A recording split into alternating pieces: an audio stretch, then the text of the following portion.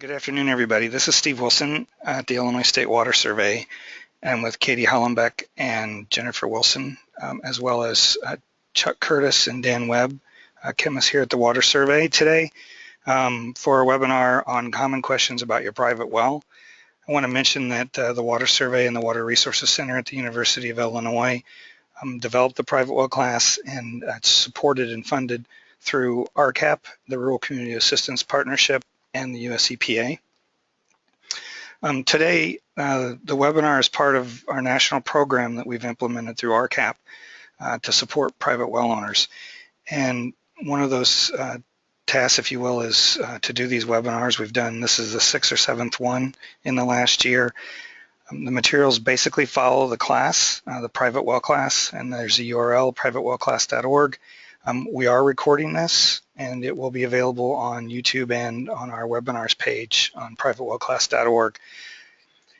For this webinar, it's completely based on questions that everyone's submitted, which is the first time we've tried to do that. And so we've got a lot of questions to go through, but if there's something we don't get to, please email us or call us. There's a number on our webpage, and we will work with you to get your questions answered. Again, we had over 50 questions and more than that, and some of you signed up late and may have submitted questions in the last, or like this morning.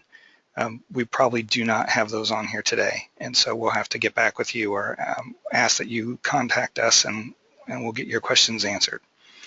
Okay, as I mentioned, we've had over 50 questions, and that was when we had 127 registered, and now there's 190, I understand. One other thing I'll mention, we have a 100-seat license for GoToWebinar, and if we do reach 100 participants, anybody else will not be able to get on, unfortunately. We didn't expect, as of yesterday, we only had 113, so I didn't expect that to be a problem. So Jennifer Wilson and Katie Hollenbeck are from the Water Resources Center at the U of I, and they're working with me today to field our questions. And I mentioned Dan Webb and Chuck Curtis.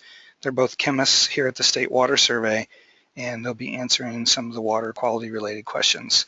And I'll just call on them when the time comes. We've got a number of questions that they're the experts on, and so they can describe that a little better. As we go through these questions, if you have follow-up, there is the question section here on the GoToWebinar thing where you can either ask a question or chat and get the questions to us. Good enough? Okay.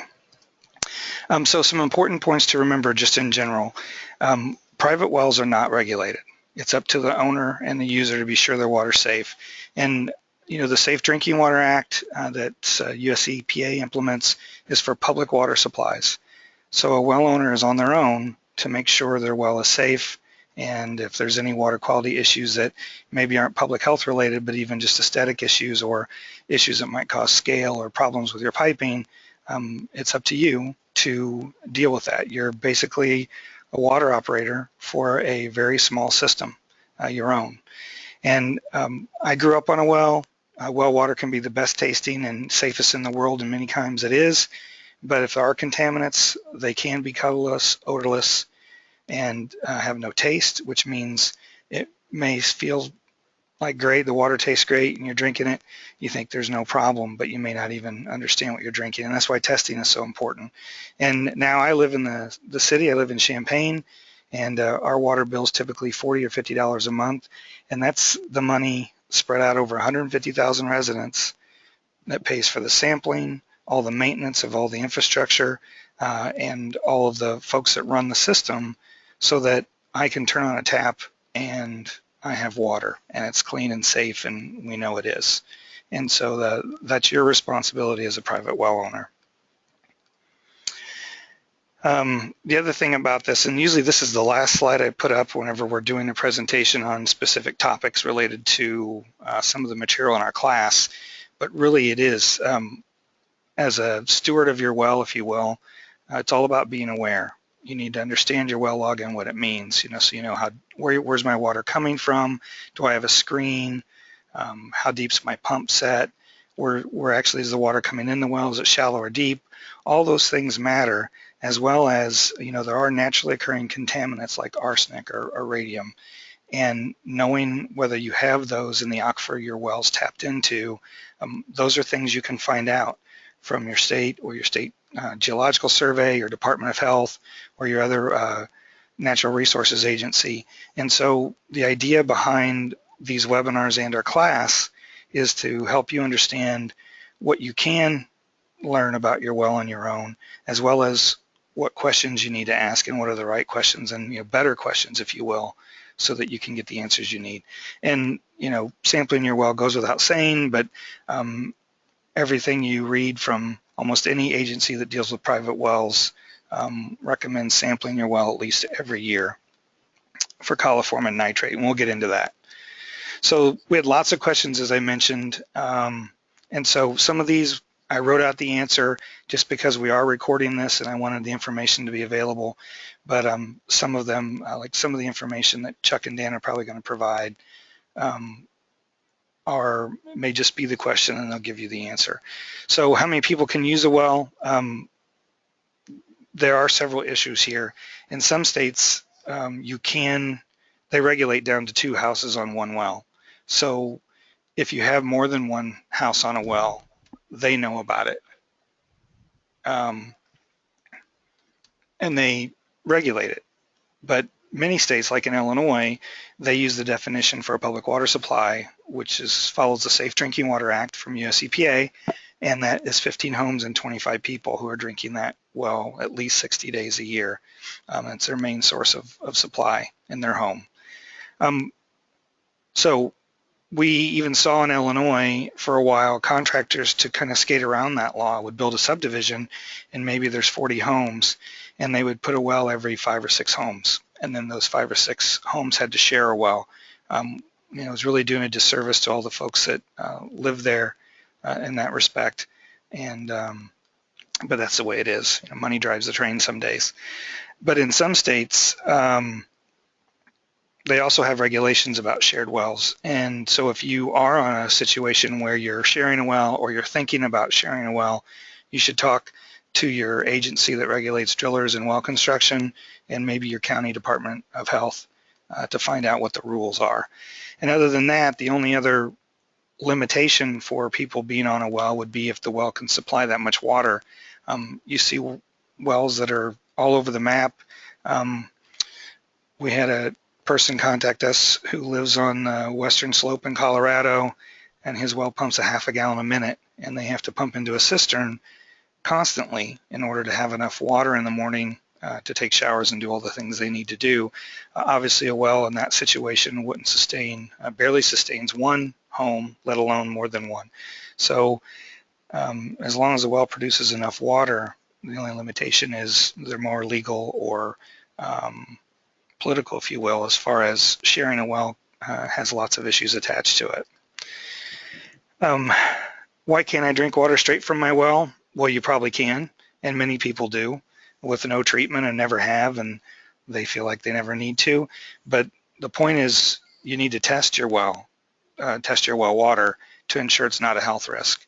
The reality is that if your well is properly constructed and it's in an aquifer that's not at risk to surface contamination, you may have great water and may always do, but there can be issues, and you're really testing as a preventative action to understand what there might be in your well, if it's going to affect your pipes, scale buildup or those sorts of things, and to help keep your family safe and healthy.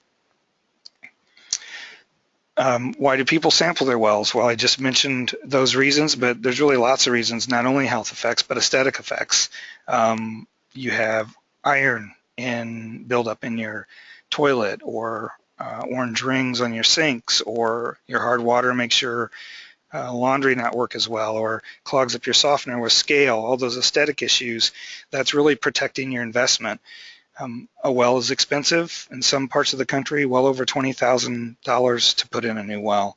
And to understand how long that's going to last, and all the equipment like your water softener if you have one, or your hot water heater, all those things you want to do what you need to sample and understand your water quality so that you can sort of do the right thing to protect that investment. So testing water quality, we have lots of questions related to different parts of this spectrum, so to speak. Where to collect it, what do I test for, where to get it analyzed, all these things, and what do I do with the results when I have them. So I'm going to go through a little section here. I can hear some background noise. Okay. Okay. Anyway, sorry. So where do I collect the sample? So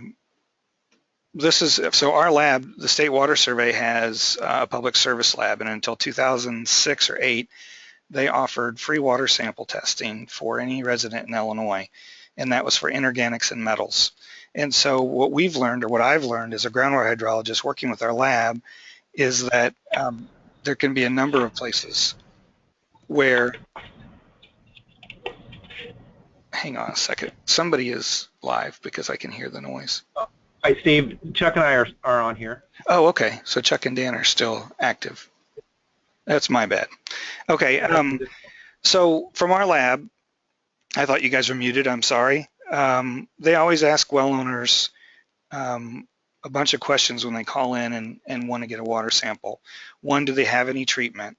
And, do you have lead pipes, or what's your piping situation, or how old's your home?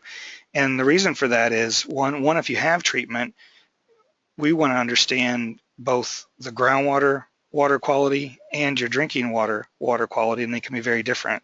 For instance, if you have lead pipes and you take a sample first draw in the morning from your kitchen sink, it's likely to have higher lead than maybe that's coming from your pipes in your house and not actually from the groundwater in the well itself.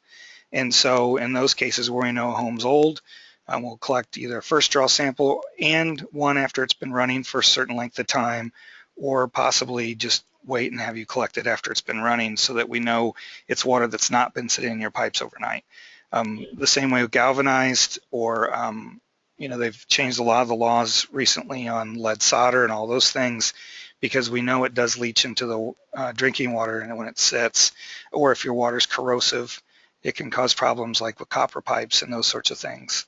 So we collect, in those cases, we would send out either 2 or possibly even 3 sets of sample bottles and ask them to collect, one outside at a tap that's before any kind of treatment. Say you have a filter or softener or even an RO system, so that in the end, we can tell you what your natural groundwater quality is and also what you're drinking if you're drinking from your kitchen tap. So, a good lab will provide some of those instructions, or at least ask those questions. And that's one of the things I tell people when you talk to a lab, they should give you some advice on some of those things. And if they can't give you any of that information, you might want to consider finding a different lab. What do you test for? Well, every situation is different. It really depends on a lot of things. Depth of the well. Is my well influenced by surface water? Is it an old dug well that every time it rains, I'm drinking cloudy water for 3 days, versus a well that may have a screen from 185 to 195 feet where the water's coming from depth. And so knowing the formation it's coming from, and are there any known contaminants in the area? I'll show an example in a minute, but there are certain contaminants that are considered unsafe by the USEPA. They're called MCLs. For those contaminants, which is a maximum contaminant level that they allow in a public water system. And in those cases, you want to be sure you are testing for those things. I would ask your county and your state health department for advice, and also the agency that regulates well construction. Both of those probably have some idea.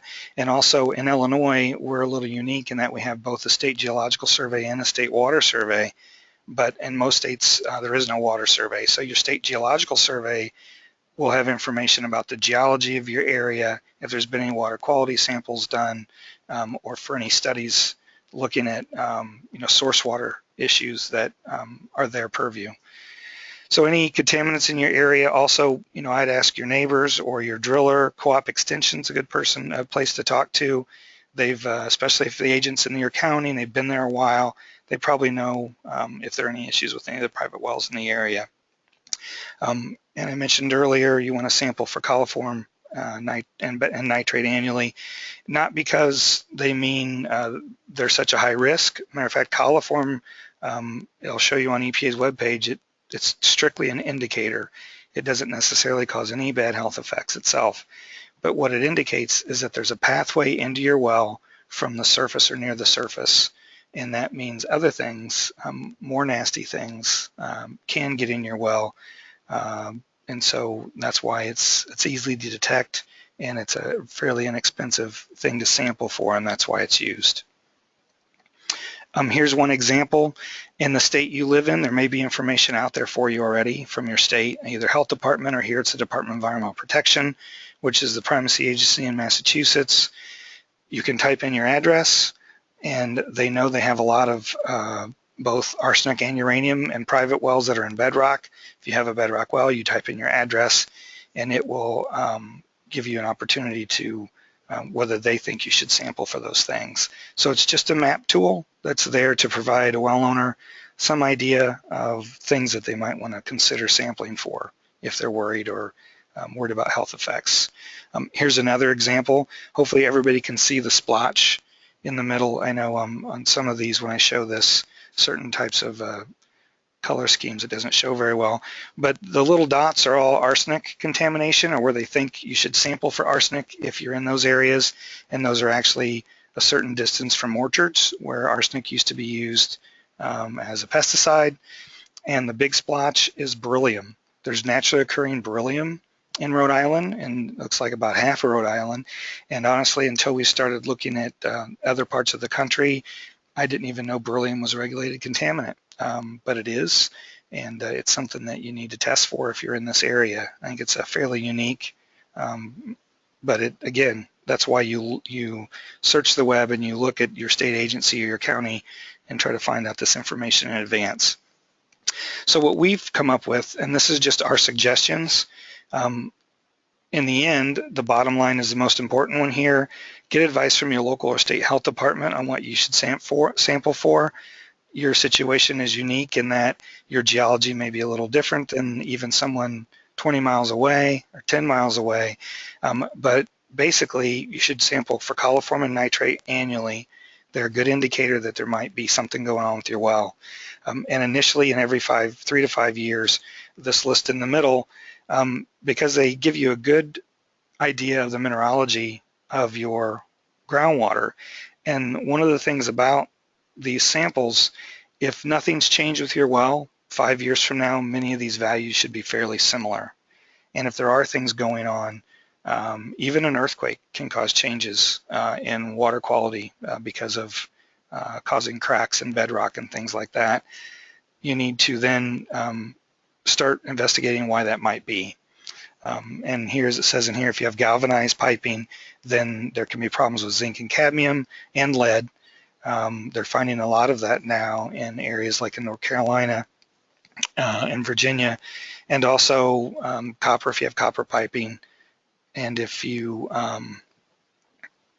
get if your water's corrosive especially, this can be an issue. So okay, this is from wellowner.org, which is a website ran by the National Groundwater Association. That association has about 15,000 members. It's mostly scientists, engineers, well drillers, and contractors. And I'm a member. It's a great organization. They have this website they've set up for well owners called wellowner.org. We work with them a lot. This is just a page from on their website that they've let us use. Just looking at, nearby activities, very common sense things. If you live next to a gas station and you have a shallow well, you might want to consider that you could have volatiles or those sorts of things, especially if you have smell or some other taste issues. And you can find, So where do you get it analyzed? Well, every state accredits labs, which means that they've shown that they have the wherewithal to be consistent in their analysis for all the contaminants that are a health concern. And so each state that monitors all the public water supplies, and those public water supplies like community wells have to be sampled, or at least their drinking water has to be sampled on a regular schedule to ensure that all the people drinking that water are safe. That's what the Safe Drinking Water Act says. So if you use a lab that's accredited by a state or by EPA, and EPA maintains a list, then you're more sure, if you will, that the information you get back has gone through QA/QC and all the things it needs to. And not every lab that's not accredited means that they're bad. It may mean they don't have the resources to follow all the EPA protocols. And so it depends on, again, you can ask advice from your county health department, and those folks can give you some recommendations. Some states also have programs for private well sampling. The state of Iowa is a great example. They have a program of funding all their counties who are interested. They give them so much money every year to both help well owners seal abandoned wells and collect water samples. Other programs, I'll show one in a little bit, like they may have well sampling as an incentive for you to do other things that are to be good stewards of either your well or your septic system. And as I mentioned earlier, a good lab will give you detailed instructions. They'll explain if you need to store your sample, what you need to do to get it there so that the sample's not compromised. If you're collecting a water sample and you have a kit, my suggestion is to plan on doing it first thing in the morning on a day when you can drive the sample wherever it needs to go. And if it's going to be mailed, which does happen, we do that with our lab sometimes too, make sure you're using the ice and everything else to keep it cool. That slows down any reactions and processes and all those things so that your sample is preserved the way it should be. And ask questions until you're satisfied. They should provide bottles and all the things you need if they're doing a good job. As far as interpreting results, I'm going to show you an example here on the next couple of slides of a website that Penn State has where you can type in your results and take a look. I tell people that with a little bit of caution. You should always take your sample to your Department of Health, either state or county, and get a qualified answer from a sanitary and environmental health professional. Okay. So these websites may be helpful, but it's easy enough to slip units. I put in 10 micrograms per liter is 10 milligrams per liter, which is 1,000 times what the real value is, or some of those sorts of things. So, some of these things can give you an idea if there's a risk or not, but I would always take your sample to your county health department for an answer. And also, if something's found in your well, I would resample. Anything can happen, especially bacteria sampling. You might have had something on your fingers. We even see a lot of water operators at community water supplies who've had to resample and found that there was really no problem. They just weren't careful with the bottle or the lid. Bacteria are tiny and they sometimes find a way. And so I would always sample to reconfirm and make sure the results you got were accurate before being too alarmed. And again, if you had a coliform test, then have an E. coli test. And if you do have E. coli, you should always boil your water until you can chlorinate your well, and you can resample and ensure it's safe. This is the tool I mentioned. It's called the Drinking Water Interpretation Tool. There's several of these that Extension has. I believe one of the states out west also has one on their webpage, but this one's at Penn State. And you type in the value. Again, it needs to be, at least for the inorganics here on the bottom left, arsenic and barium and all those things, milligrams per liter, and most arsenic results are given in micrograms because the MCL for arsenic is 10 micrograms per liter, which would be 0.001, or 0.01, I guess, in milligrams per liter. And so you put the wrong units in, you're going to get a surprise. And here I typed in two values. I typed in 0.1 for arsenic, which says it exceeds the standard because it's 100 ppb or micrograms per liter, and aluminum went to 0.1 and it's below the standard of 0.2. And another thing about units, a lot of us haven't done much math since we were in high school or college, and it's really easy to get those things confused. For the private well class, we have a pretest, And one of the questions basically asks you to convert from one set of units to another for an arsenic value. And out of the almost 3,000 people that have taken that pretest, only 27% got it right. And so it is easy to mix up these units and to slip where the decimal place goes. And again, that's why you should also get a second opinion. So back to some of the other questions. What are the MCLs and are they enforced? Someone asked, one of the questions was, do I have to follow these standards? And, or why should I follow them? And an MCL means maximum contaminant level. And those are established by law in the Safe Drinking Water Act. And they're the standard that every public water supply has to follow. So me, as a citizen in Champaign, Illinois, I'm sure that my water is safe to drink because I know the Illinois American Water Company, which runs our water supply, is testing and following all the rules and being followed by the state EPA to make sure that our water is safe. And that's not the case for a private well. You're on your own. This is up to you. And what I would say about the MCLs is that they're guidance for a well owner, for a private well owner, obviously because they're not enforceable. But what they've been determined as a safe level from EPA standpoint, and so they're really the right thing to follow. Anyway, so there's a web page here, and I've shown the link at the bottom. And I believe at the end, whenever you get a email saying thanks for attending this webinar, we're going to have most of those links on that. So you don't need to try to write this down quickly. But this link goes to EPA's webpage on drinking water contaminants. And at the top of the page, it explains what the national primary drinking water standards are and what the regulations are. There's both primary contaminants and secondary. Secondary mean they're not a health risk. So iron and chloride have a secondary standard, for instance, for taste, and some things have a standard for odor. But the primary contaminants are all health-based. And I've just cut and pasted a few over here on the right. Arsenic, it's 0.01 milligrams per liter as of 1/23/06. That's when the arsenic rule was changed from 50 to 10 micrograms per liter. And so they give you just a list of, asbestos was next on the list, and then barium, and then on the bacteria and that side of things, I copied Legionella and total coliforms, and you can see that total coliforms, it says not a health threat in itself. It's used to indicate whether other potentially harmful bacteria may be present. So it's important in that respect, because if they can get in your well, that means other things can too. So how do I disinfect my well? So in our class, we provide a lot of resources. As a matter of fact, on the webpage for privatewellclass.org, there's a resources tab. And if you go to that page, there's between probably 7 and 15 different documents listed for each of the 10 lessons. And those were used both to help put the lessons together and to be an additional resource for someone who wants to get more information or maybe didn't get the way it was written in our class materials. So looking through all the different, almost every state and many counties have their own set of recommendations for how to disinfect your well.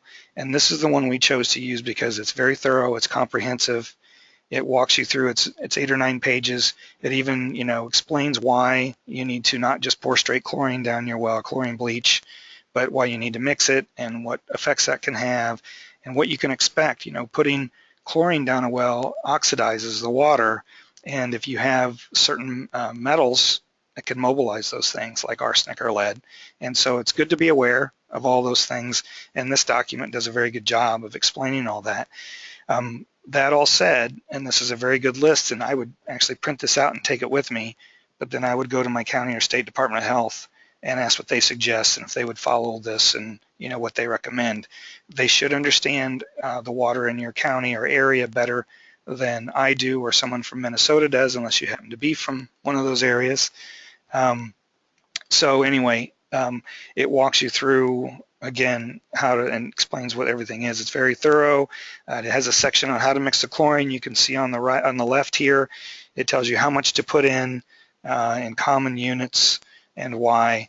Even with the warning here that if there's a lot of scale buildup or other things, you could be releasing a lot of things from the walls of your pipe and so you need to be careful. And it's, like I said, it's very thorough. It even explains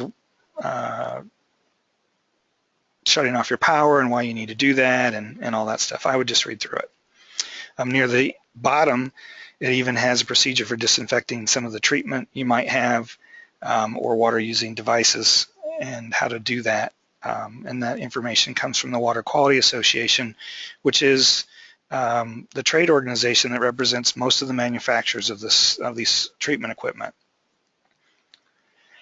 So a few other questions. How often should I disinfect my well? We recommend only disinfecting when a test indicates it's necessary. One thing, disinfecting, again, can mobilize metals.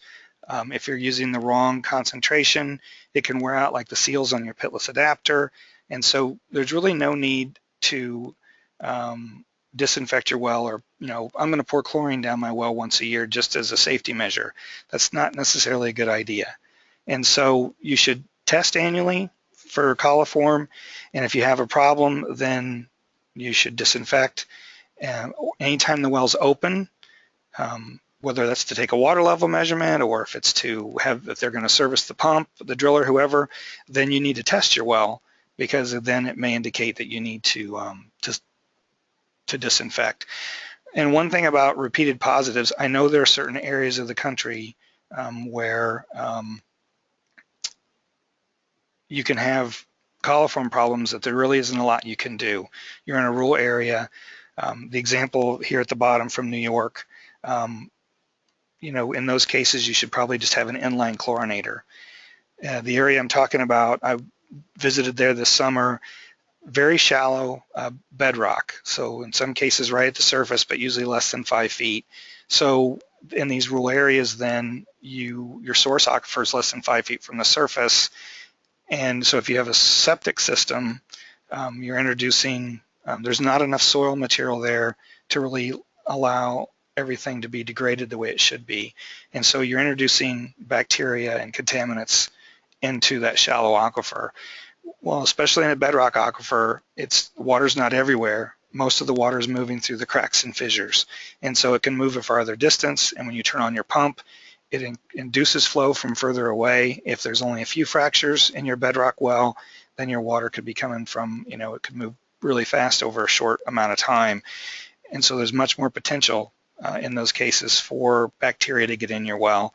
And what I recommend, or what I would, and I think most would recommend, most health professionals, is that you'd want to put an inline chlorinator in that case. So you're continually chlorinating your well, and you're protecting yourself from bacteria just like a community water supply does.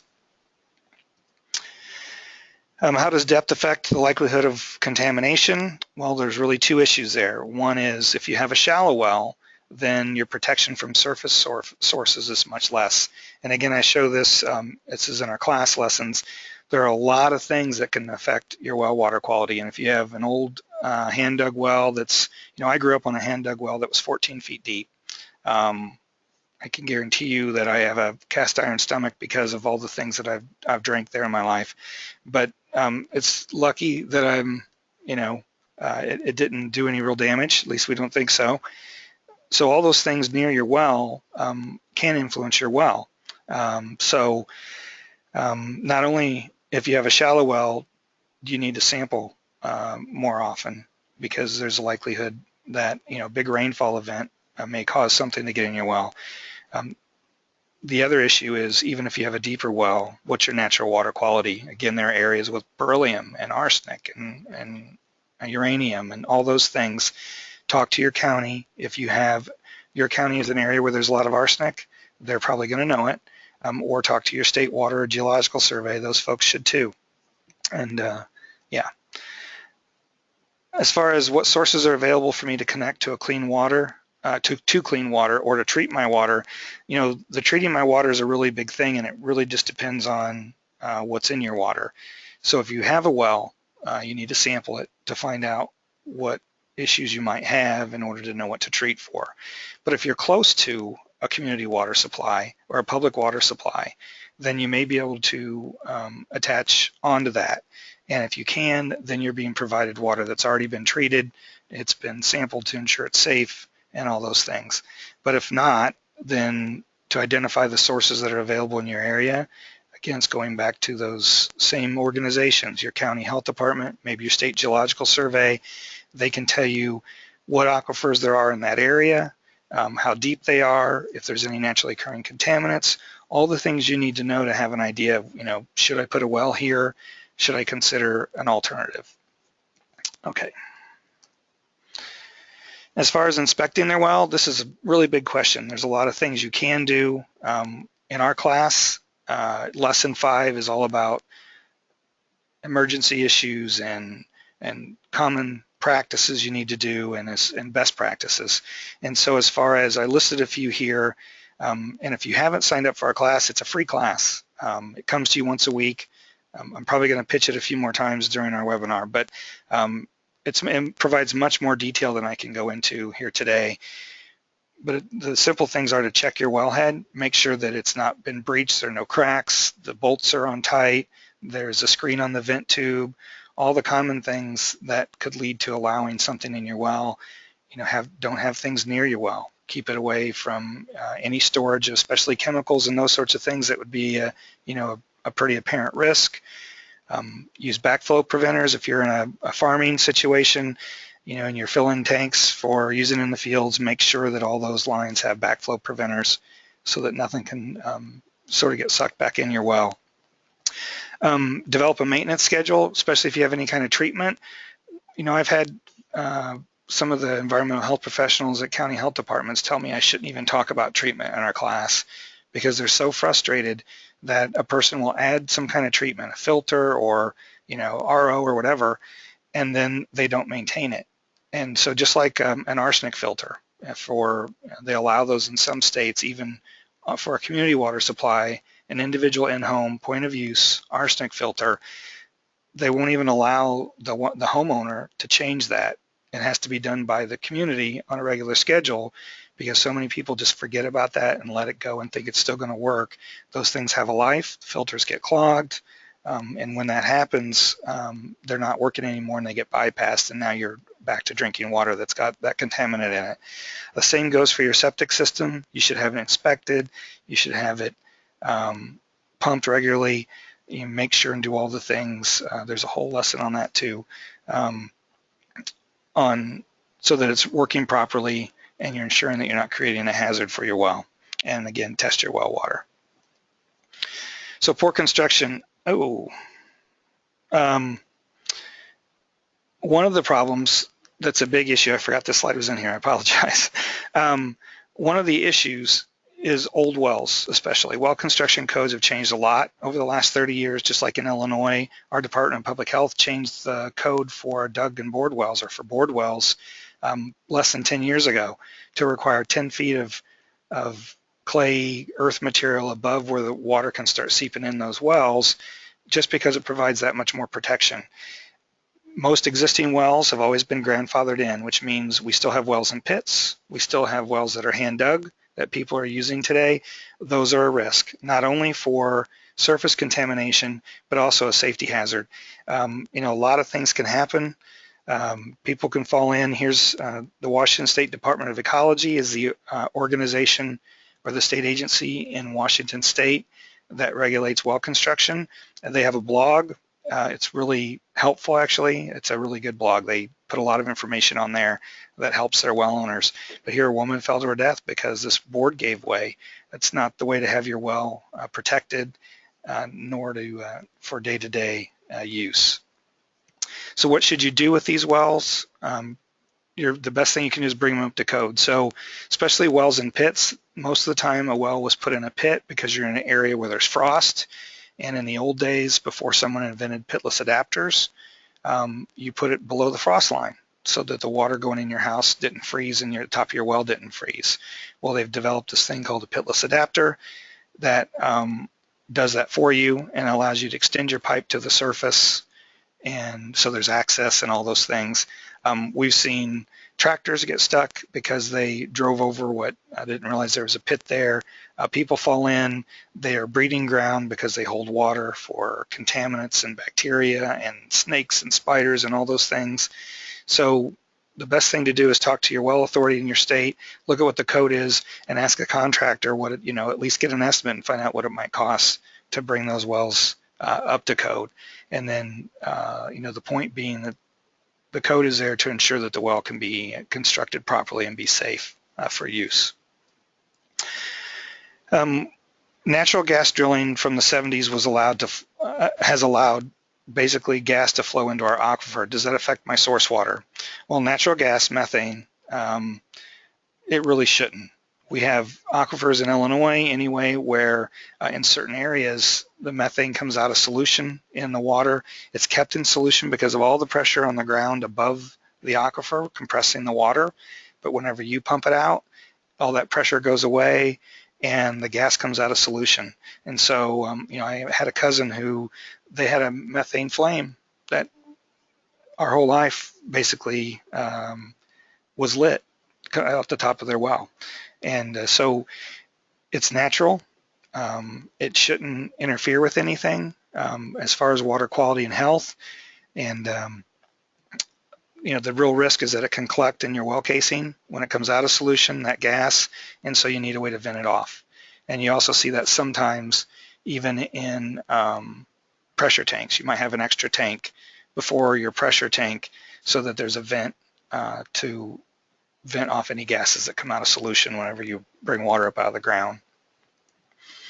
So karst areas, those are areas that it's limestone that's very dissolvable.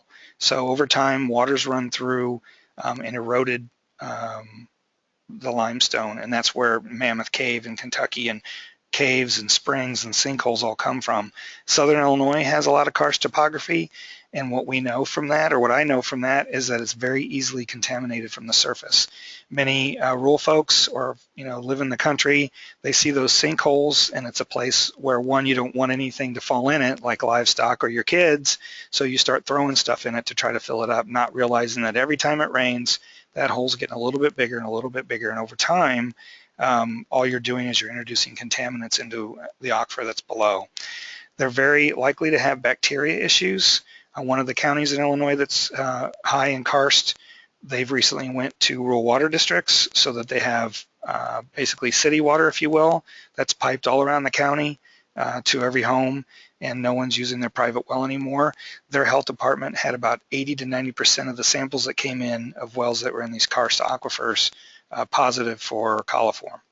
And so it's certainly a risk, and you need to be much more careful. I would, as I said here, if I had a well that was in karst, I'd put on an inline chlorinator just as a precaution to be sure that at least the bacteria side of things was being taken care of and the acute risks from that. So Dan and Chuck, I'm going to pass this on to you for a little bit. This is one of the questions that we got related to our water chemistry and treatment. And are you guys still on? Yes, we're here. Can you hear us? Yeah, very well. So if you want to go ahead, I can ask a question if you like. I've put a little bit of the answer you guys gave me in here, but if you want to expound on that, we can go from there. Does that work? Yes. All right. Yeah, I think that, yep. Great. So does RO help with coliform bacteria? No, it doesn't, and it could become a breeding ground because the bacteria could adhere to the filter and grow on there, and they could also destroy your filter. So things such as chlorination, you need to kill the bacteria just as we talked before. UV light, chlorination, ozone, distillation, boiling the water. So reverse osmosis is great for removing minerals, but not bacteria. Okay. I'm going to let you guys do this rather than me ask the questions. Okay. Okay, so the question is, how do I choose a filter that takes out specific minerals and which ones work best? The answer here is a good answer. It is good to get your water tested. One of the most common things people use is a softener. It takes out hardness, which is made up of calcium and magnesium, but it also can take out iron and manganese and several other metallic contaminants. A lot of times people don't talk about them, but you'll see reduction in several things that are positively charged to some extent. I mean, it's not guaranteed, but we'll see it often. There are some things that it doesn't take out necessarily. It doesn't typically remove arsenic, and there for some of those for things that doesn't take out, if they're not positively charged. Another common thing is reverse osmosis, like was just discussed. That's probably the next answer. Usually people precede the reverse osmosis with a softener, though, to prevent fouling of the membranes. You can put in anion exchange systems, but I don't really have much experience working with that, and it doesn't seem like it's very common at all. And it's also important to know how much you need to take out, and that's why you need the mineral analysis, because if it's just a little bit, reverse osmosis may be overkill, and some other filtering situation would be more economical and better suited for that particular contaminant. One thing I would also do is add a physical filter, a sediment filter, in front of any of this treatment, because a lot of times that stuff might clog up a softener or damaged equipment, from a similar mechanism. And another thing people might do, it states here that it can take out low levels of iron. If you do have a lot of iron, they do sell separate iron filters. They oxidize the iron and then filter it out before a softener. But I think you'll find a lot of softeners, if you have the settings correct and regenerate often enough, they'll do a pretty good job. All right.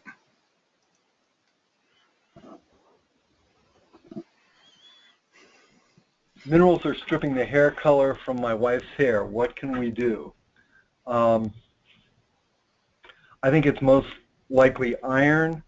I saw some websites where they said, well, you can use, there are different hair products that you can use that will help with that. There's different, using bottled water. But I would first go after the iron and see, do you in fact have high iron? And then you can go to the removing the iron. Is it iron-reducing bacteria, which you may then go back to chlorinating or UV if it's a bacteria problem that's causing the iron. If it's and I'm not an expert on hair, but if you remove, one way to remove the iron is through a softener. And a softener may also, it should also take out the hardness. And I think people generally like the feeling of soft water better, so that might also help with some of that. But I do want to put a disclaimer that I'm not the expert on hair here. But right. All right.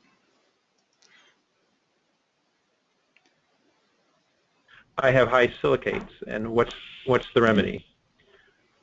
The answer here talks about reverse osmosis if it's dissolved, and that should work. Chuck, do you have ideas on the silicates?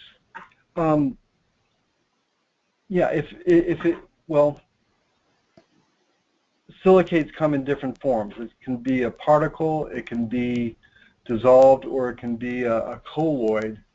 And if it's dissolved, of course, a RO will take that out. Particulate filter should remove it. A colloid, I think a filter would also remove that, but it's kind of a colloid is kind of in between the two. It's half. I would hope a physical filter and I would start with a physical filter and right. then try reverse osmosis. All right. Ion exchange can also work, so that would be like a softener. The question is, I have orange slime growing in my toilet tank, and I treat my water with hydrogen peroxide and UV, and and the test comes back negative for coliform. What should I do? Often, if it's a slime growth, people will. The general answer is that it's some type of a iron bacteria, or it oxidizes dissolved iron, and then it changes it to a rusty color that we think of. So often you can try to just chlorinate the toilet tank itself. If there's a concern with bacteria in the whole system, you can chlorinate your whole system. It's usually easier just to chlorinate the toilet tank if that's the only place for the concern, and that may be the case if it's negative for coliforms. You can also try to, if it's mineral in nature, you can just try to put an iron filter in or a softener in on the whole house system. Okay, hey, you guys, we can hear people talking in the background. Just okay, we'll take care of that. And I guess I'd say in general, because there's so much variation with all these questions, if you don't have a mineral analysis, you don't know what your target is. And so if you don't know what your target is, you don't know if you've reached the solution or whether it's overkill and you're doing more than what is really necessary. Yeah, just like in this case, you know, without knowing the level of iron, you know, it may be that there's some, you know, really weird thing going on if the iron's low, for instance, although that's not likely. All right, thanks. Okay, so everybody hear me okay? I guess so. I'm going to go back to some of the other questions that aren't water quality related. Thanks, Dan and Chuck, for helping out. And those guys work in our chemists here at the survey, and I didn't give them a lot of time to prepare for this, so I apologize for that, and I'll make sure and do a better job next time. As far as other issues, we've got questions about, you know, someone asked, you know, where can I get a grant or a loan for my well or my septic? And I've listed some resources here. The top URL is wellowner.org, which is the National Groundwater Association's website. And under their financing information, they have this page. I've clipped out a little information that's on that web page, is what's at the bottom here in these two figures. And but I wanted to point out there are two organizations that are part of RCAP. The Southeast RCAP, which is 7 states in the southeast part of the United States, Florida, Georgia, all that area. And they're listed here. You can see under Virginia, it says serves Southwest Virginia. Oh no, I got the wrong one here. One of these, oh, the very last one under Virginia. Delaware, Maine, Virginia, North Carolina, South Carolina, Georgia, and Florida. It's a Southeast Rural Community Assistance Program. And they have a loan program, and there's the URL, the middle URL there. They offer 1% loans. It's part of a national program from USDA, and that's actually what all these things are from. USDA gives resources to nonprofits around the country to help well owners. And the bottom link here is RCAC, is another regional RCAP affiliate. It's the RCAP, that's the Western RCAP, based in California and the Western states, and their program is for California. I think you can borrow up to $11,000 with both of these at 1% if you, not just for new construction, but also for repair or corrective action, if you will. And if you go to those websites, which again, at the end of the webinar, we will be emailing all these URLs to everyone that's on the webinar so that you can get to those links and look that information up.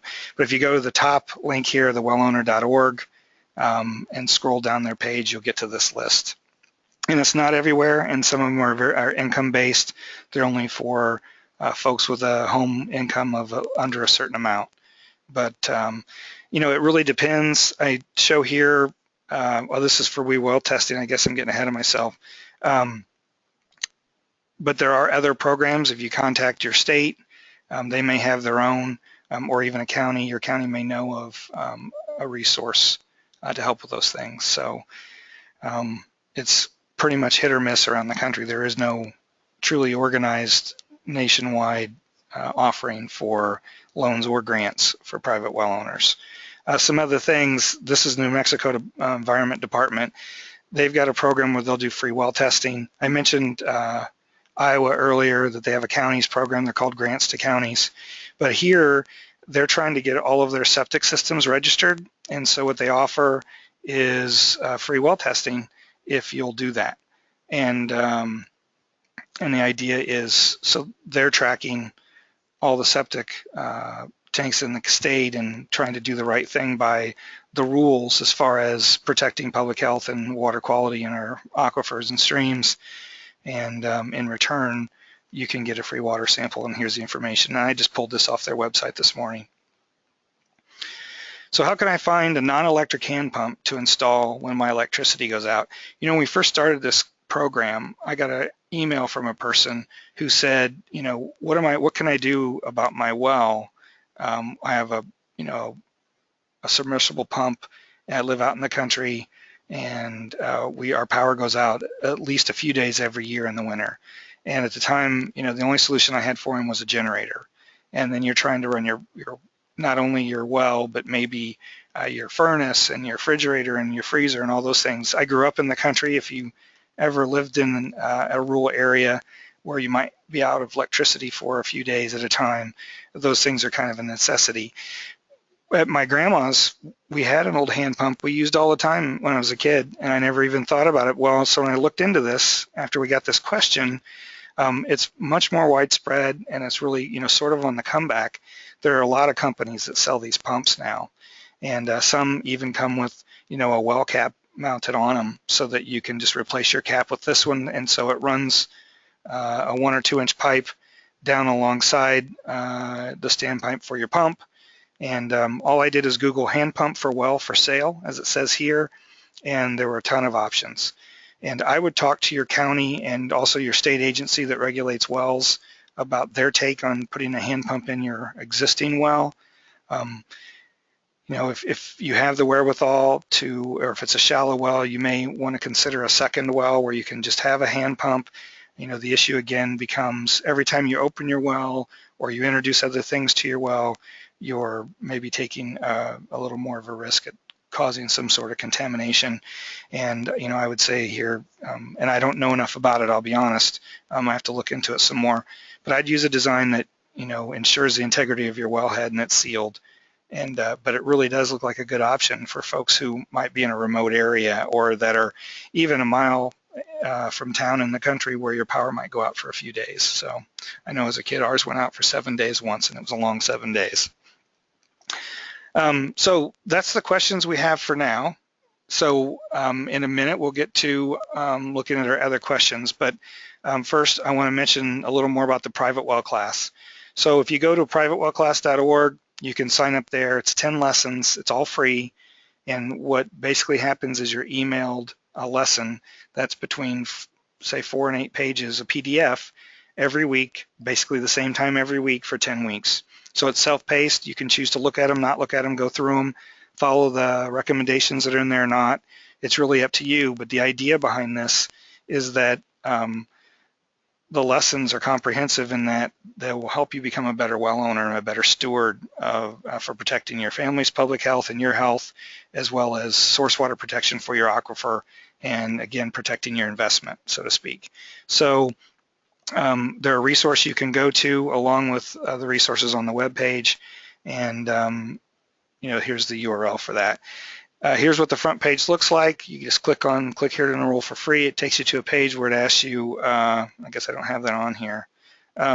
It asks you for your first name, the state you live in, and your email address. And that's really because this is all funded through USEPA. And one of the things that allows us to get funding is that we can show EPA that people all over the country are actually using the information we put together. So there is a email address at the bottom, info@privatewellclass.org, and a phone number here that you can call if you have specific questions, especially related to the class, and we can help you there. We're here to kind of support anyone with a private well. We have the webinar like today, which is listed here. There's 2 more webinars that are coming up on November 4th. Well Care 101, it's kind of a basic class. It goes over well construction a little more and some of those things. And we're also doing a webinar in December for realtors. And what we've learned, realtors, home inspectors, groups like that, homeowners are certainly listening to them for advice, and we're finding, a lot really could use more training and information about private wells. So below this, if you follow this page on down, are all the recordings from the webinars that we've done on July 21st. We did a webinar completely in Spanish. We had a U of I PhD student from Columbia deliver that for us, and he did a great job explaining all that material, and it's here and it's available. The resources page I mentioned, like the how to disinfect a well from the Minnesota Department of Health, is down here. It's either in lesson 9 or 10, I believe. But for each lesson, there's a series of other documents from other organizations. Oh, I always forget to take that out, the automatic move ahead. And really the point of this is to give you a broader view of than what we put in these lessons. So lessons, are 4 to 8 pages, but some of these documents might be 50 pages long. If you really want to learn more about some of these issues as you go through, just like flowing wells, if you happen to have a flowing well, Michigan puts out a flowing well handbook because they have a law in the books that requires you to cap every flowing well. They were losing 28 million gallons a day of groundwater to the surface because of wells that were naturally flowing. And that's just because their artesian head was higher than the ground surface. So there's a lot of information you can learn, how to cap a well like that, those sorts of things, and that's what we've tried to provide here. And again, all of these are also free. Mostly they're from state agencies or county agencies and groups like that. So all publicly available. The goal behind the class and for all the work we do through these webinars is to try to help well owners by giving them targeted information and advice so they understand why their well is important and why you need to understand how it works, so that you can protect yourself from risk. And we're going to take probably not a 5-minute break, because I understand there's only one additional question, which is good, I guess. So have you already got that queued up? Okay. Rather than take a break, I'll just go to that. We have this nice system using Google Docs, and hopefully Dan and Chuck are still on. This looks like a question for them. RO ion exchange could be problematic as reject must be sent to the septic system. What consequences to plugging the drain field? It's a very good question. Do you guys have a suggestion here? Because if not, let me just say in advance, any of the questions that we've got that we didn't answer here, we will answer. And if you contact me directly with an email or a phone call, I'll make sure that we get those back to you. In the same way with a question like this, Dan and Chuck may be able to answer this question, but if not, we will find the answer and talk to someone and get back to you. Sorry, interrupt, go ahead. My first thought about RO, the reject, is typically 2 to 3 times more concentrated. The minerals are 2 to 3 more times more concentrated than the incoming water, and it's usually 1/3 of the total water used. So if you're pumping at 3 gallons a minute, your reject would be, if you're producing 3 gallons a minute water, your reject water would be 1 gallon a minute, and it would be about 3 times more concentrated than the incoming water. I don't know if that answers the question or not, but... And I don't have a good answer for it, so I would rather delay and get back. Okay, well, yeah, and I'll look into this. We'll talk to someone who may be able to provide, especially on the septic system side. We work with a couple of different contractors who I'm sure have dealt with this before. So, and the 2 comments that are listed here, I assume everyone can see those. and whoever provided those comments, I appreciate it. One thing I could tell you is I certainly don't claim to know all there is to know about private wells, and I learn something new almost every day. And so, you know, if you have information that like this, that's great. So as far as the USDA programs, we'll find out more about that too. All right, well, I guess that's what we have today. And Jennifer and Katie and Dan and Chuck, thank you very much for helping and participating. We have one more comment that's come in. Iron bacteria, sometimes the system needs to be mechanically cleaned of slime buildup on the well components. Okay, sure. Okay, yeah, and iron bacteria, you know, they're ubiquitous in a lot of groundwater, so, okay. Well, thank you. With that, we're gonna end the webinar. And if you have any further questions or comments, please let us know.